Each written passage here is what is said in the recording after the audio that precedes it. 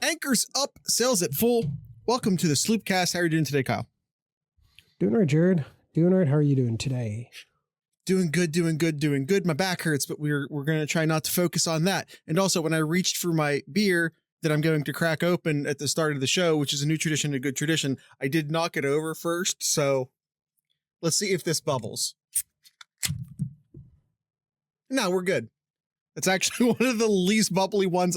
Maybe I should knock it over more often. All right, Kyle, this is our season in review 2024. Yes, Kyle, it is 2024, not 2025. I don't care if the national championship game was played in 2025. It is the 2024 season. I don't care if it is currently 2025 as you and I record this.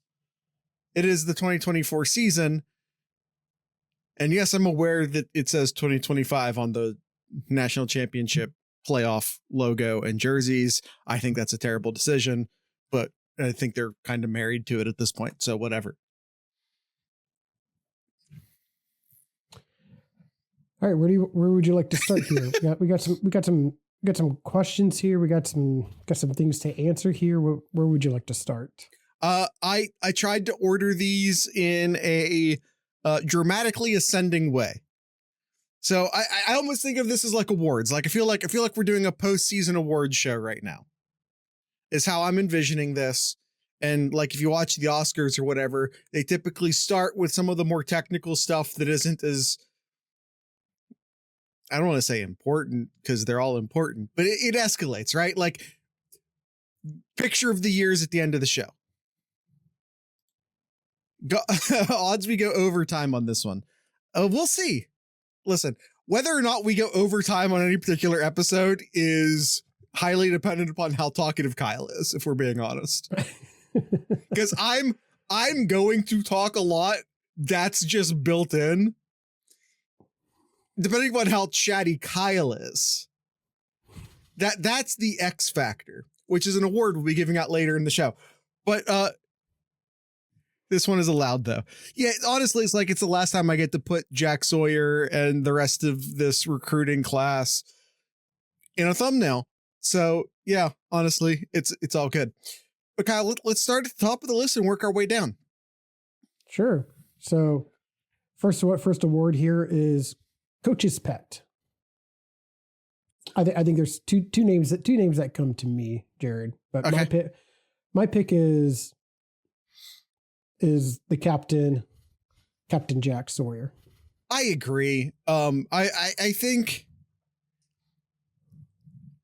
when it's like after the national championship game, when anyone asked Coach Day about Jack Sawyer or anyone asked Jack Sawyer about Coach Day, they would start to tear up. And if that isn't evidence of Jack Sawyer winning the Coach's Pet Award, I don't know what is. Mm-hmm.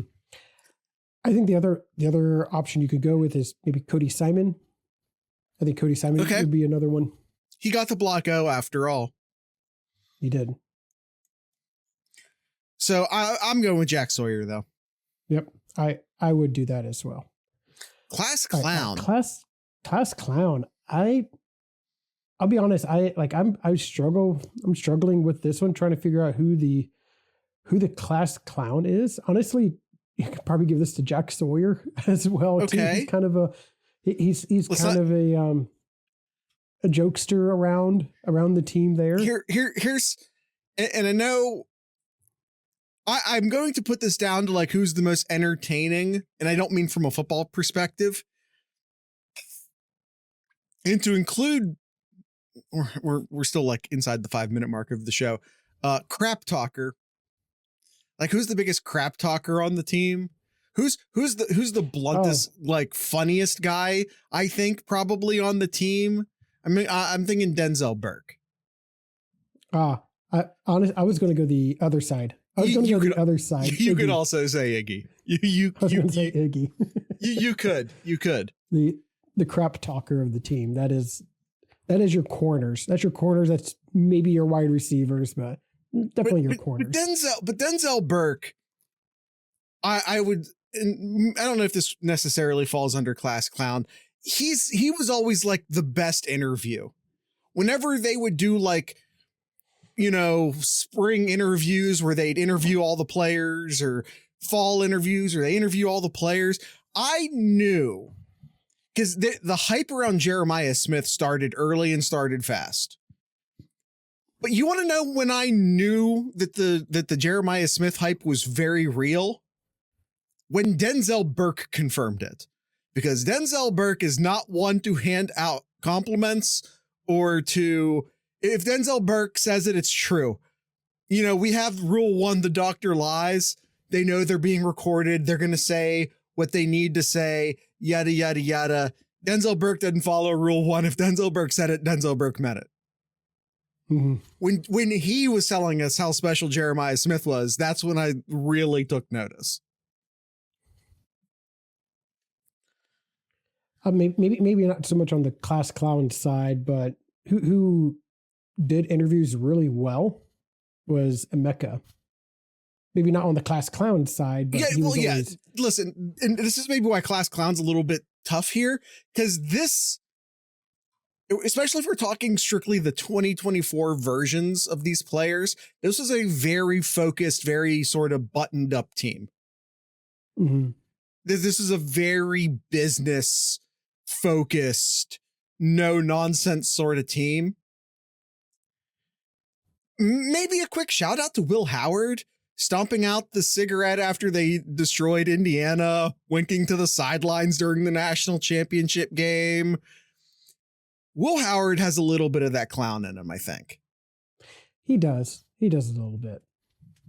And I say clown in the most positive of terms, to be sure. Clown, parentheses, non-derogatory. Right. Fan favorite. There's a lot of ways to interpret this. There's a lot. There was a lot of fan favorites on this team here. Let me just pull this up real quick. Because I think in the past when we've done fan favorite awards, it's been guys like Xavier Johnson or Chris Chuganoff. So you know what I mean? So I'm gonna say some names that all season Spikes. All season. I'm going to say just names from our Discord, discord.thesloopcast.com. Always be plugging. I know who our Discord's favorite players are. So names that some of our fellow cats or just members in our Discord would be Henderson. Yeah. Judkins. Yeah. Emeka was a fan favorite. Obviously, Jeremiah is. Jared created a bunch of stickers and all that of Jeremiah. Yeah, sure did. Obviously, JT Tuimilao, Jack Sawyer were favorites as well. I think those are probably the big ones that I can think of offhand that in our Discord. I'm going to go with Trey personally, but again, as you pointed out, I think there are so many fan favorites on this team, it's hard to pick one. But I'll say I very rarely saw this season, especially, anyone ever have a bad word to say about Trey. Yeah. I feel like there's like a universal love for Travion. What was it? 0 fumbles? 0 fumbles going back seasons.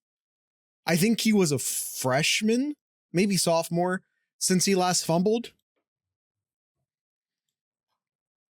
Yeah, it's like, again, there's a lot of players who you could call favorite, but Trey, I would almost say, is beloved. In that, like, you almost aren't allowed to say anything bad about Trey. Never lost one right. I think that's true. I think either as a freshman or a sophomore, he did fumble it, but those weren't lost. So yeah, he never directly caused a turnover. That I believe that's the case. 2020, according to, I'm just pulled up. Sure. Something real quick here. I don't know how accurate it is or not here. 2021 splits here. Fumbles 0. 2022 fumbles 0. 2023, 0. 2024, 0. According to this, there's none. I don't know. Again, I don't know how accurate this is here, but I mean, I don't know if those are just lost. I don't know, but yeah, that's amazing stat. Amazing stat. It said fumbles and lost as two separate ones, and they were all 0. Yeah, the stat I heard was no fumbles, period. That's crazy. All right, Kyle. As Spikes pointed out earlier, let's not try and go super over on this one. So, did you choose a singular fan favorite? No, I didn't. I did. I picked Henderson. Pick one. I'll pick Simon. Okay. I'll pick Cody Simon. Totally fair. Okay, the Brawler. Now this should be the Brawlers. Oh, pick. Did you skip one? Oh, I did. Excuse me. X Factor. The X Player Factor. Who could turn the game upside down at any moment. There's a number of players. Like looking at the stats, it is absolutely bonkers looking at the stats of this team here. It wasn't just it's Braxton Miller and he has 4,000 yards, right. And then the next scrimmage yards, and then the next person is 800 yards. There was no save us Braxton, save us JT offense here. Everyone was always involved all the time. Jeremiah had 1,362 scrimmage yards. Trey Henderson, 1,300 exactly. 1,221 for Judkins, 1,044 for Emeka. Like there's each of those players had some point in the season, you put the ball in their hands and they made some big plays. And quite frankly, Will Howard was also always that guy, although I don't know if it's fair to call the quarterback the X factor, but yeah, I think the answer here is Jeremiah Smith. I think so too. I think as the season, yes. The postseason, you could say that's Jack Sawyer then. Yeah, you could 100% give this award to Jack Sawyer. You 100% could do that. I mean, the play against Texas, if nothing else. Yeah. But yeah, you could give this to Caleb Downs. You could give this. Spikes said Trey Henderson in the chat. I'm not going to disagree with that. I think this one feels. This is a team filled with playmakers. Don't quote me, but I think I read this is the first team ever. Oh, Spikes, we'll get to that. This is the first team ever in college football history to have a 4,000 yard passer, 2 1,000 yard rushers, and 2 1,000 reception receivers. A few extra games at the end of the season will. It does help. Yes. Yeah. All right. The Brawlers. Which 3 players do you want on your side in a bar fight? I feel like Iggy comes Hold on. to mind. Okay. First off, thank you. I was gonna say you have to pick at least one quote unquote small player. Don't go all trench guys on me. You need at least one small guy. So thank you for starting with Iggy. I didn't even have to do that with you, and I appreciate that. I would say Iggy, Sawyer, and I got to show some. Iggy, Sawyer. Yeah, you got to do an offensive player. I'm gonna make you do an offensive player. Mm-hmm. Yeah. Make you do the offensive player. I would probably give it to Jackson. I think Jackson's a must. Doing Jackson, absolutely. Spikes in the chat to Jackson, Jack, and Ransom. I'm also gonna go Ransom for my smaller player. But my defensive player, I'm going Tyleek. I almost said Tyleek. It's got to be Tyleek. I almost did. It's got to be Tyleek. Dude had a monster postseason. Absolutely. Monster. And not I don't even say especially starting with the Penn State game and that goal line stand was very much on his back, and yeah, absolutely. Yeah. All right. Next award is the next man up. We're defining the next man up as a player who you saw some of this year which you're excited to see more of them next year. Okay. Some of. All right. Yeah. No. See, and that's why it's not, you can't say Jeremiah Smith. We've seen Jeremiah Smith. I'm talking someone who you saw and you're like, oh, I can't wait to see more of them. I didn't see enough though. Spirit of the award, Spikes, Spirit of the award. Oh, I can't wait I got some of that player. I can't wait to see all of that player. And I think that there are a bunch of places you can go here. With a team where there's been a lot of turnover, there will be a lot of turnover. I think there's at least a dozen right answers here. I think Tate's a okay answer. He's a starter. I don't know if I'd go with Tate. I don't know if that fits the spirit of the word, but Kenyatta Jackson, I think, does fit the Ennis. Yeah, you could probably say Ennis. Yeah, I would say Ennis is a good one. I almost feel like even saying Caden Curry, who I'm really excited to see Caden Curry, the starter, but even then he's rotated so much the past few years. I don't even know if I would say he qualifies.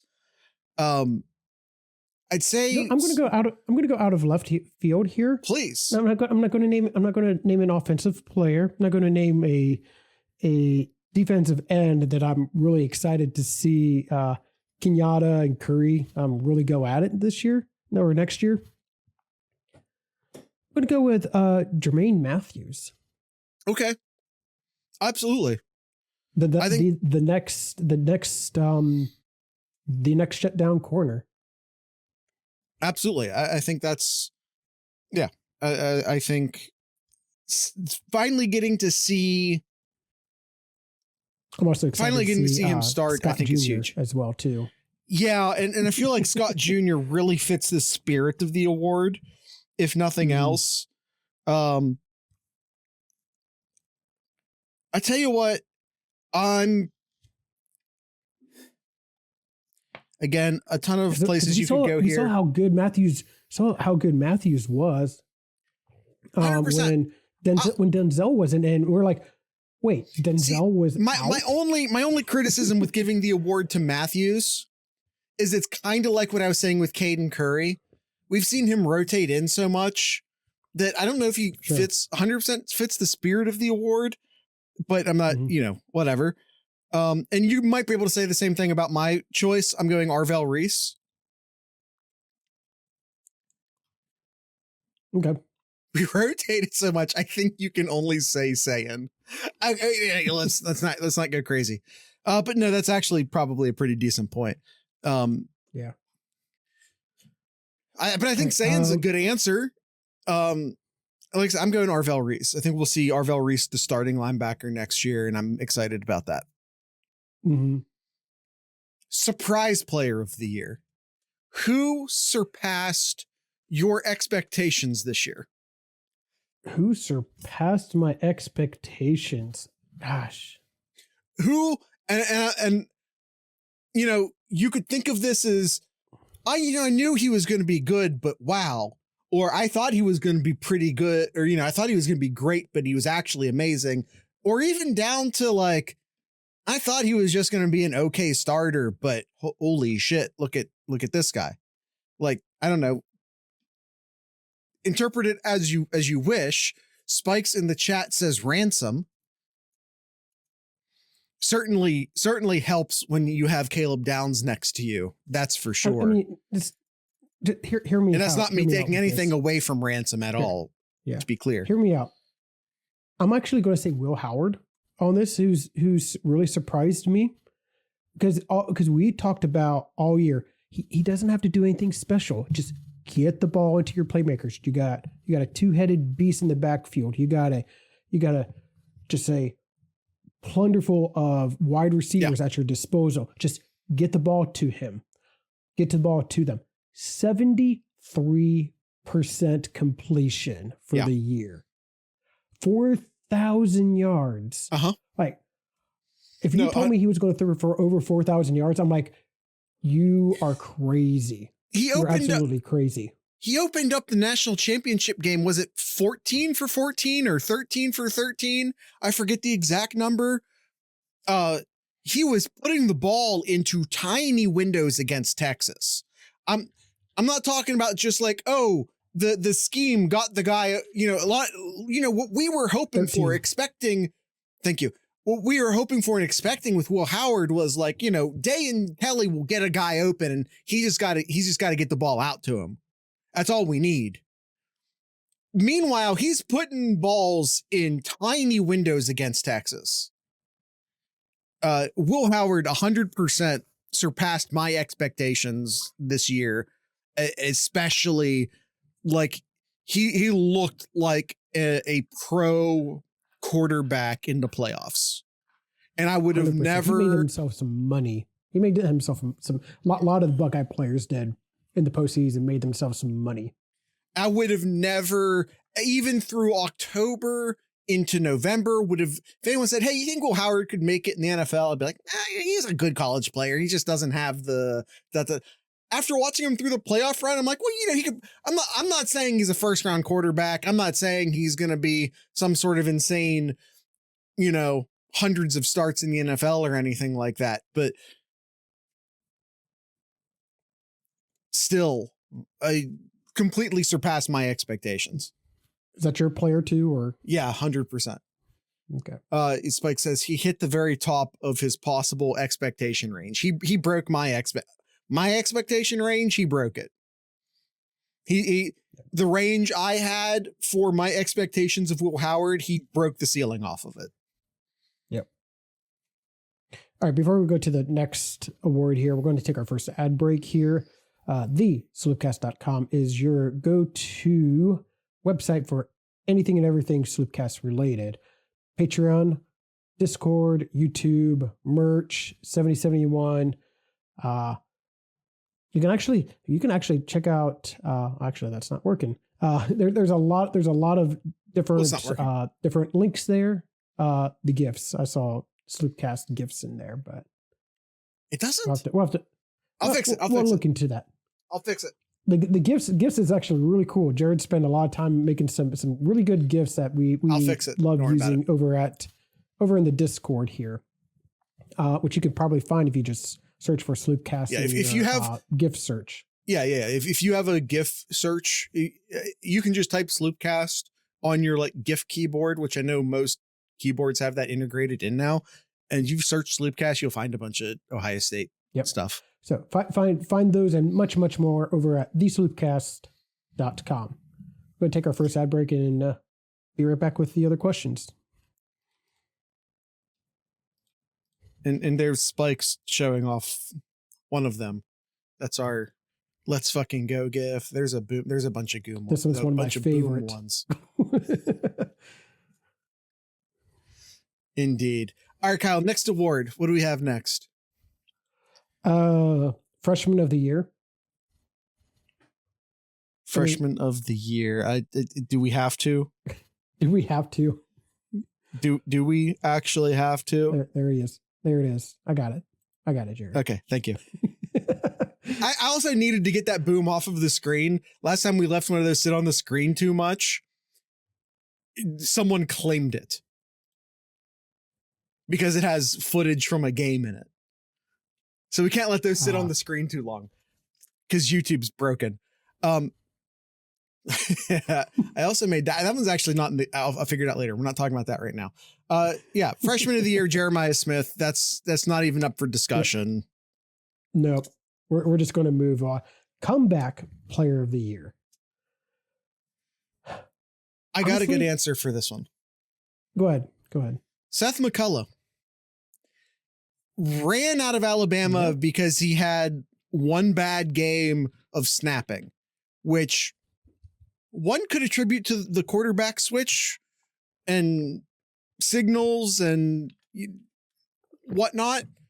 But he was run out of Alabama after one bad game, comes to Ohio State, wins the best center in the country award. Mm-hmm. Seth McCullough. Confirmed. I don't. I think that one's. agree. I agree with that, but I'll pick a different name here. Okay. I'll go with Trey. Had a lot of injuries last year.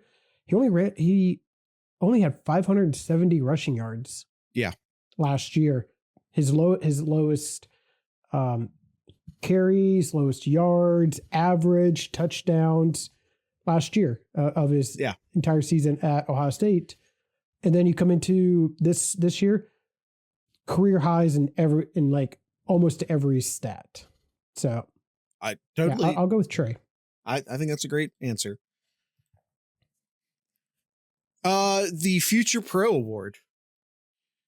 Of the players leaving, so don't say Jeremiah Smith. Of the players leaving to the NFL right now, who's going to have the best NFL career? Of all the ones that left or are leaving, yeah, left are leaving, so far, so forth. I think you could say Henderson as well, Judkins. I think either of those quarterbacks could have could be like the best pro. You could say maybe Jackson. I think Jackson could be have a long career in the NFL. Absolutely. That's tough. I think I'll go Jackson of this group. I'll go Jackson. I think that's a totally solid answer. I'm gonna go. I'm stuck between a couple players on this. I think I'm gonna go with Tyreek. He looked utterly dominant at times this year. I was kind of thinking about saying either JT or Sawyer. Jackson is obviously a really good answer. I do think Trey has a good shot in the NFL. I think Emeka has a good shot in the NFL. But I think Tyreek's my pick. I know they're not the same position, but kind of, yeah, I could see Tyreek kind of having like a season or like a career like Cameron Hayward for the Steelers.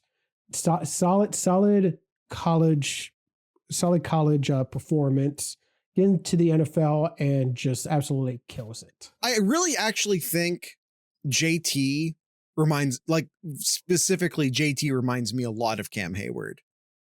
Mm-hmm. All right. Most improved player. Gosh, you could almost say like Sawyer and JT. Okay. For this season too. You could maybe say Henderson. I'm not going to say Henderson because he was injured. Yeah, a lot those of were last injury year, issues last year. I'm not going to say that. Honestly, I'll probably go Hamilton. I think Hamilton had himself a really, just compared to previous years, I think he took a big step this year, took on that big role of being one of the tackles in the middle of the defensive line there. Made a big step forward. So I'll go with Hamilton. I'm going to go with Josh Fryer. I think there were, especially last year, I think, but even at the beginning of this year, there were times in which he was a liability. And I don't think that's been the case. I don't think that was the case for much of this year. I think Josh Fryer became an incredibly solid college football right tackle by the end of the year. Early in the season, count and be like, well, it depends on the tackles. It depends upon the tackles. It depends upon if we can actually pat. By the end of the year, we weren't even worried about that stuff anymore. And huge credit to Justin Fry, Coach Fry, who is unfortunately on his way to Arizona. Ohio State will be having to replace him. Yep. So one more hole in the coaching staff that Coach Day is going to have to fill. But yeah, it's I'm going to go with Josh Fry. Okay. All right. Most improved possession group. Given, Offensive line. yeah. offensive Weirdly, very weird to say, considering it was also the most harmed by injuries. Mm-hmm. And you could also say like the defensive ends. I was just going to say defensive line in general, but yeah. But I would also say that was a schematic change. Yes, especially the beginning of the year, including us. We even mentioned too, like, we're not getting to the quarterback. Yeah. We're not getting the pressure and all that. And absolutely.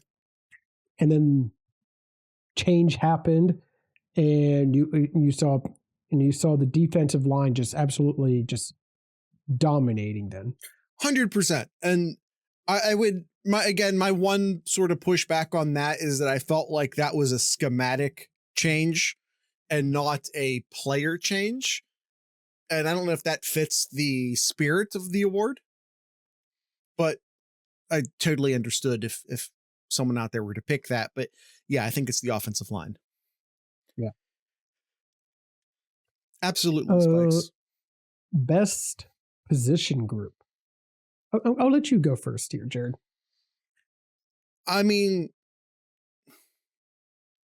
it's obvious to say. Maybe it's not obvious to say. I don't know. But like, it is the wide receivers. We could talk about the safeties. We could talk about Kyle's going to say no. We throw to open the run game. Yeah, we do. We throw to open the run game. You could talk about the running backs. I mean, even Peoples, I thought about naming Peoples in my Next Up award. I was seriously considering giving that to James Peoples. So you could talk about the back of my head. You could talk about the cornerbacks. But it is the wide receivers. You can talk about the defensive ends even. You haven't named the position that I'm thinking of. Are you going to say kickers? No. I think I named every other position. And no, it's not the punt. It's not the punt and return either, Jared. Okay. Running backs. I think the running. I did mention running backs, but the running back and Henderson and Judkins. Yeah. Not just running ball, like both complete running backs. Yeah. Both are able to catch the ball out in space. Superb, absolutely just dominating on the run block, pass protection. They were in full display during the playoffs. Like seeing both Henderson and Judkins just pancaking defensive players. I still remember the one where Judkins was a lead blocker and just absolutely destroyed a corner. Yeah. Texas corner. And while Henderson got out in space then. And then Henderson too, we've seen it multiple times picking up a blitz corner or safety on the big Jeremiah Smith to seal up the national championship game. Henderson had a great pass block to give, they give the pass protection enough time for Howard to get the ball deep to Jeremiah Smith. Yep. Absolutely. So I'm going to go running backs. Best tandem in college, but our wide receivers are even better, says Spikes. I tend to agree. Low point of the season. That's a given. That is the given. Yeah. I don't think we have to spend much time on there. That loss was the low point there. Some could say the turning point. I would not say the turning point. The turning point's a positive. Well, I guess it depends on how you choose to interpret that. And by the way, Spikes, we're totally not going to go over, and in fact, we'll go under on this. Just saying.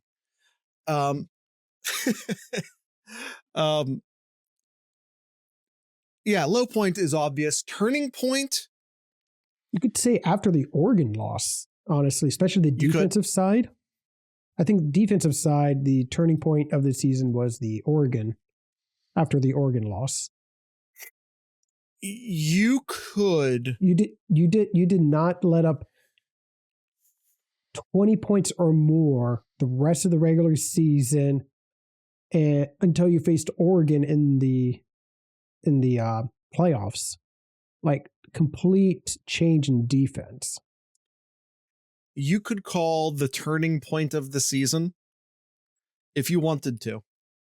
And by the way, Kyle's right. They redesigned the defense after the Oregon loss. There it is. But you could argue that the turning point of the season didn't happen with cameras on. It was the meetings, it was the player meetings, it was the coaching meetings that happened after the Michigan loss. It was the hard conversations, the players coming together, everyone saying things out loud that maybe weren't being said out loud until that point. It was the bye week. It was the Big Ten championship game. It's just that Ohio State wasn't playing in it, or at least the week of the Big Ten championship game. And you could very much argue that those meetings, those conversations that happened at the Woody Hayes when the cameras weren't rolling was the turning point of the season. Fair enough. You could argue, I think that's fair, that Michigan attempting to plant the flag at the 50 and the brawl that happened and the emotional release and the anger and everything else that was generated in that moment was the turning point of the season. You know what I mean? Mm-hmm. It's what changed in between what we saw against Michigan and what we saw against Tennessee. It's that space in between, whether it be coaching or coaching, or it was coaching. The changed in that time was the turning point of the season. I think that's fair. High point of the season. I mean, it depends upon how you choose to interpret high point of the season, but because you can say, well, we won the national championship. Sure. But as we said this before the Texas game. We said this before the Cotton Bowl. That was the actual national championship game. Therefore, I would argue that the high point of the season was the Scoop and Sawyer.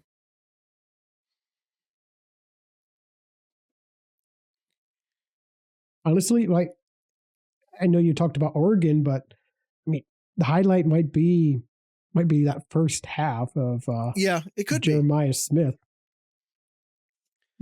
It very well could be. You could say the Oregon game, because you're like, okay, we did that against Tennessee, but Tennessee is the SEC kind of sucks. Maybe Tennessee is overrated. But when we put belt to ass against Oregon, the consensus number one team, the only undefeated team of the regular season, and ran them off the field, that's when you knew it was for real. That's what, if you were kind of poo-pooing for one reason or another how dominant we looked against Tennessee, the Oregon game left no room for doubt. This team's actually that good.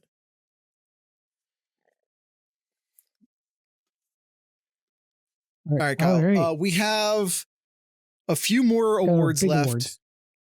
And I would venture to say the four biggest awards. We have four more awards, but they are the biggest awards. We'll handle those after this ad break.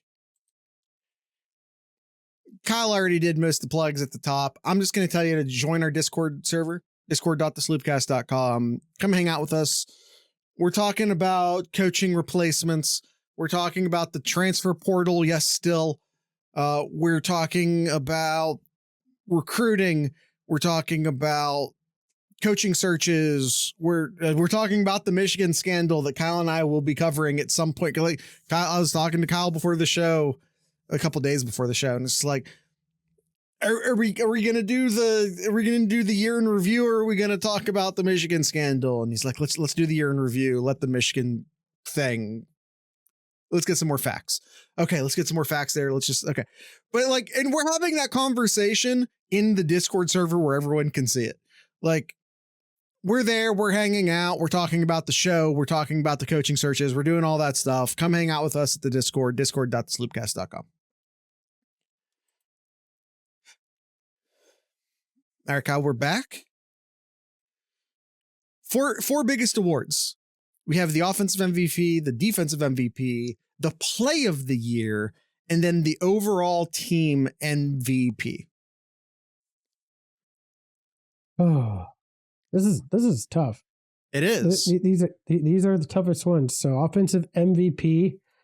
I think one of them's obvious, personally, but actually, I have definitive answers for all of them. All right. I think there's three for the offense. Three names come to my mind. Okay, Kyle's gonna tell us who our nominees are. Yep. We got I'm gonna go. Gosh, honestly, you could say 4. You could say like 11. Travion, Judkins, Jeremiah, and Will Howard. Those are your offensive MVP nominations? Those are your offensive player MVPs. That you didn't include my pick. That I feel like is the obvious answer. You should have included Emeka, but no. Yet a 5th player.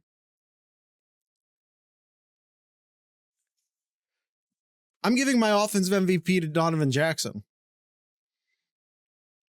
If he doesn't move out the left tackle, the season's over. If he moves out the left tackle and isn't successful, the season's over. If he doesn't come back last year and everything else plays out the way it was, and you don't have him to even try to move out the left tackle, season's over. Donovan Jackson saved the season. That might be the answer. Yeah. Offensive MVP is Donovan Jackson, and and this is wild to say. Kyle gave us the stat of the first team ever to have a 4,000-yard quarterback, 2,000-yard running backs, 2 wide receivers over 1,000 yards each. You say all of that, and none of those players get the offensive MVP, yet I'm positive it's the right answer. The right answer is Donovan Jackson. You convinced me.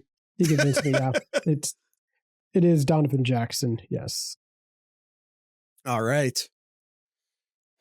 Defensive MVP. You could go a dozen places here too. Gosh, there's. And I'm going to say this right now. My team MVP is actually my defensive MVP, but I'm going to give it to a third player. Okay. I'm making sure my offensive MVP, my defensive MVP, and my team MVP are 3 separate people. Just tossing that out there.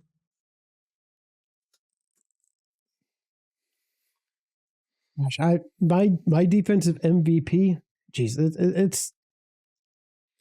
Give us our nominations. I'm down to 3. I'm doing season as a whole. Season as a whole. Season as a whole. And I know what certain players did in the postseason. They are memorable. They'll go down in Buckeye lore. 100%. I understand. But season as a whole, my 3 is, Z Spikes. Yep. Cody Simon, Caleb Downs, and JT Tuimoloau. That's my 3. Crazy not to include Jack Sawyer. I know, but crazy not to include Denzel Burke. JT Tuimoloau. Crazy not to include Tylee. Kyle, why didn't you name the entire roster? JT had 22 of his 61 tackles were tackle for losses. He had 22 for the year. Woo! 12 and a half sacks. Oof. Those are some And then good you look stats. at Jack Sawyer. Jack Sawyer's only tackle for losses were sacks. He didn't have any other like tackle for losses for running backs or anything like that. JT was just a monster, absolute monster. And again, like I said, I know what Jack Sawyer has done. I'll probably buy one of those Jack Sawyer shirts that some people have made. I love some of those shirts there, but just make sure to buy an official one so that he gets a cut. 100%. Stop buying fans. Stop buying counterfeit stuff. You're robbing the players. Yes. I'm probably going to go with Cody Simon.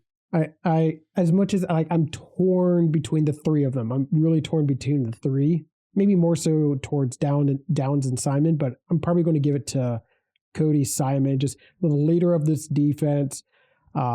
He played so well all season, and stepped up even more in the postseason. Just the Blocko wearer, the captain of the defense. Yeah, I'll go with Cody Simon. I am gonna go, and I'm telling you right now, Kyle, you almost pushed me to JT. You really actually almost pushed me to JT. 22 tackle for losses. Cody Simon had 13. Kyle. Sonny Styles had 11. They play different positions. Like that's not. Well, anyway, like even compared to Sawyer, JT plays strong side. They're going to run more to the. Anyway.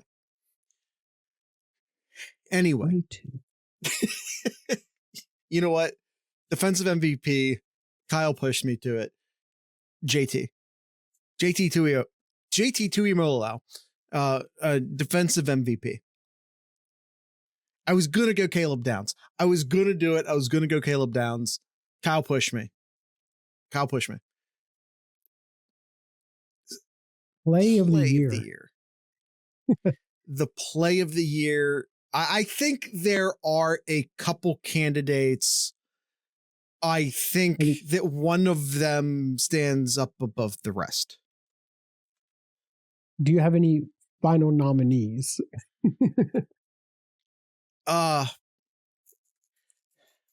Plays of the year. It's hard to not pick out of the playoffs. It's almost impossible not to pick out of the playoffs.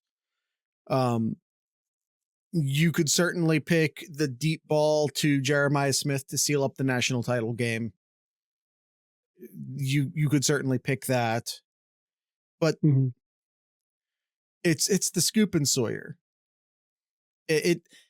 I'm sorry. I would love to try and build up some drama here, but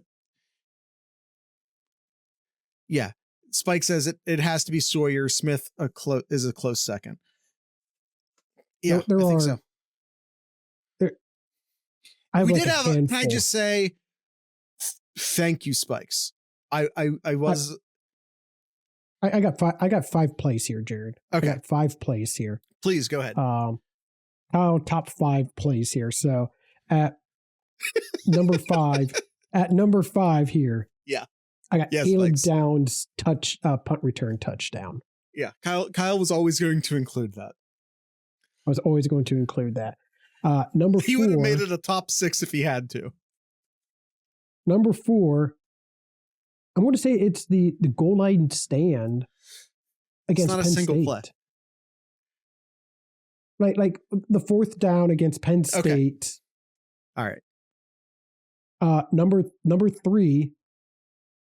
I'm going to go with the screen to Henderson right before halftime against Texas. I actually think that's number 2. The Jeremiah Smith play is great. In my opinion, that game was already over.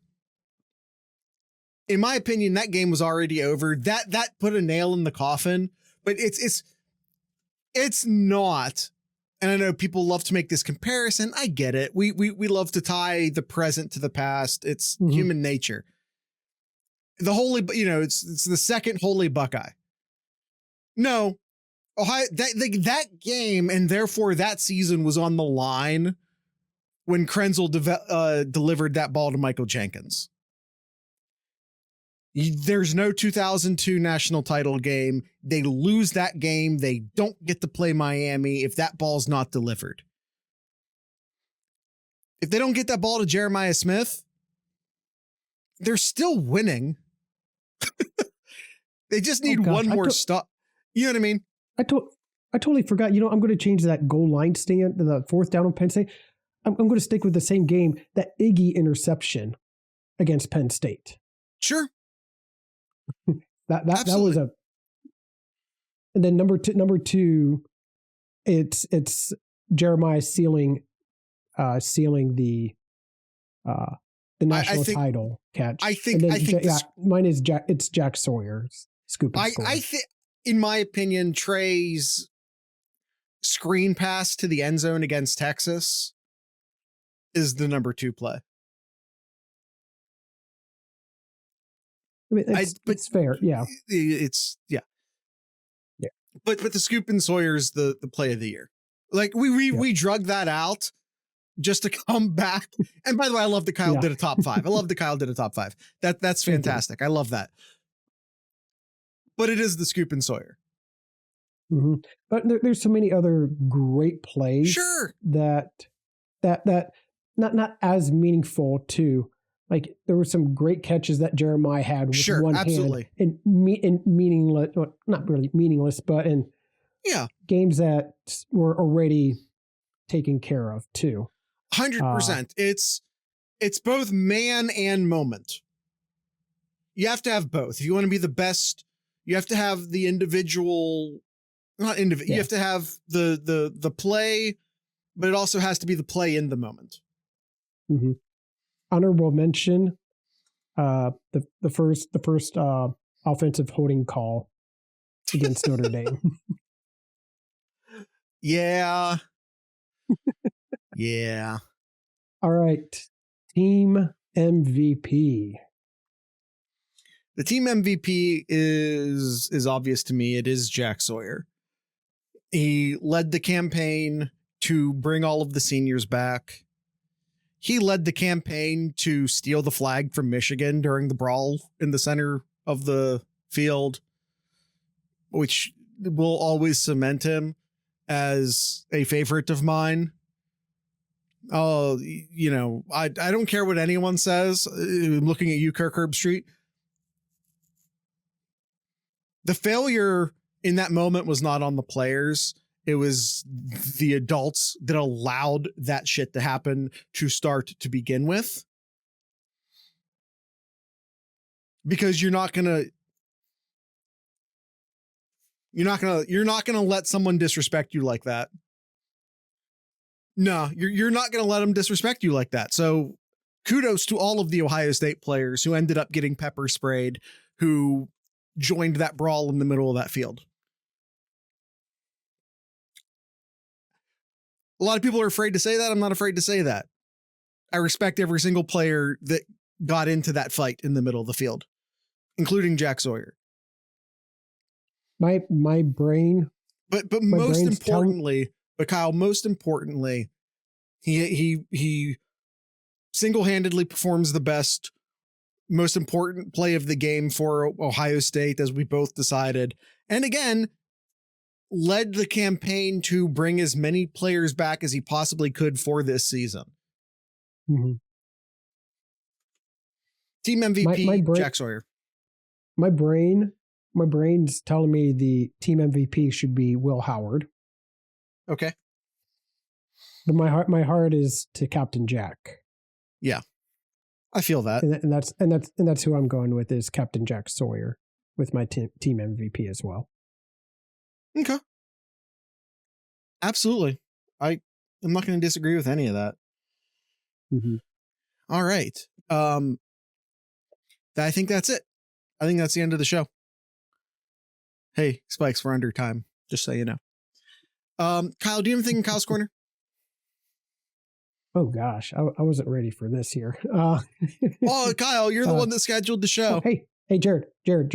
Yeah. It is February. How about those Michigan basketball still teams? sucks. How about the basketball team? It is February. Uh-huh. How about the basketball team on a 3-game win streak? What about it? They're on a 3-game win streak. Okay. And? Ooh, you beat Penn State. For what we've seen so far this year, I will take that 3-game win streak. Sure. Awesome. What's their record in the Big Ten right now? Not that great. It's not good, Kyle. That's all I'm saying. It's not. We just saved a bunch of money by not signing Jim Knowles. Maybe let's go get an actually experienced basketball coach. That's all I'm saying. With all due respect to the Diebler family. We had our Luke Fickell year. I don't know why it was necessary, but we had it. Let's go get a coach now. I understood why the Luke Fickell year was necessary for the football team. Timing and whatnot. But let's go have we've now had our Luke Fickell year for the basketball team. Let's go get a real coach. And I'm really not trying to disrespect Diebler. He shouldn't have been hired. He didn't have the experience to do that. It's not his fault that he was hired to do that job. They're 5-5 in the Big Ten. Cool. Good job. All right. Mm-hmm. Anything else, Kyle? I think we're good. I know there's a lot of talk about the 2 vacant coaching positions at Ohio State. Yeah. Hopefully we'll talk more about that in an upcoming episode here. Just know that we all know about it. We all know about the 2 coaches, and I think we'll get some more information by the next time that we come on the air again. I think Day's looking to the NFL for the next defensive coordinator. I think that's kind of why we're quiet on that front. And of course, Justin Fry, we're recording this on a Saturday. We normally record on a Sunday. He just left it this morning for us. So we basically have nothing but empty speculation as far as who the next offensive line coach might be. I'm willing to play the open speculation game if that's what we want to do. I have a list. I'm not going to go through the entire list. I will say that I'm kind of leaning Eric Wolford, the offensive line coach at Kentucky. I think right now that's where I'm leaning. Is it like my quote unquote realistic dream pick is kind of where I'm leaning, but he's a Youngstown guy. He's done great recruiting and developing at Kentucky. Bring him home.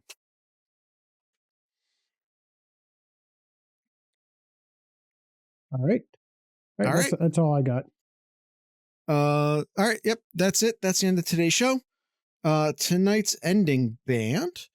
Let's go with Settle Your Scores, a pop punk band. I think they're Cincinnati area.